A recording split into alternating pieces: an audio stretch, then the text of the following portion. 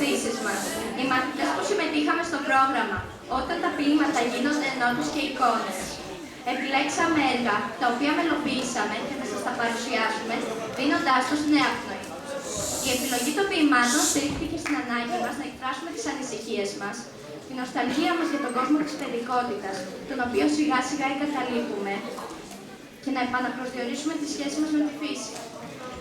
Σταθμός σε αυτή μας την προσπάθεια υπήρξαν ποίηματα γνωστά, όπως το «Αν» του Κίπλινγκ, όπου ένας ενήλικας καταθέτει την πολύτιμη πείρα του στον έφηβο γιο του, που ετοιμάζεται να μπει στην αρένα της ζωής.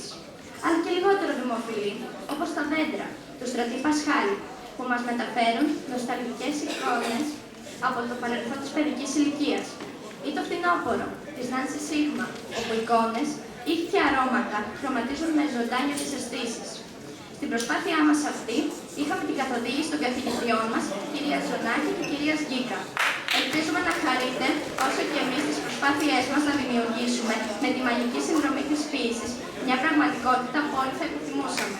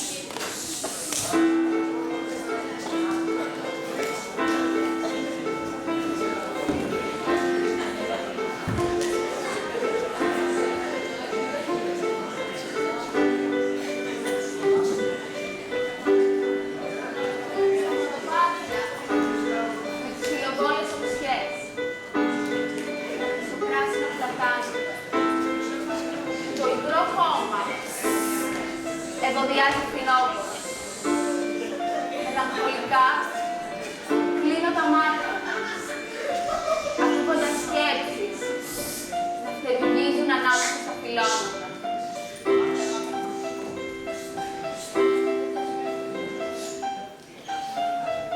Με τα κροδάκτυλά μου ακολουθώ τα ριάκια της βροχής στο τζάμι, ζωγραφίζοντας στιγμές σε ένα καλουβά. Σύντομα θα σβήσει, θα τους νέες αγώνες. Θα ανακατέψουν τα χρώματα της ημέρας στο αγνό φως. Τα κίτρινα φύλλα στρογγυλίζονται στο φύσιμο του βοριά, όπως οι υποσχέσεις χωρίς αντίθετο, την ώρα που ο γυρισμός μοιάζει ανέφικο. Αντί με τα χρυσάνθημα με τα μάγουλά σου, ρουφώντας την πρωινή δροσιά τα ρουφούνια μου, αρπάζοντας το φυσικό τους άρωμα, σαν να είναι γαλαία φιλιά. Χρωματίζουν με ζωντάνια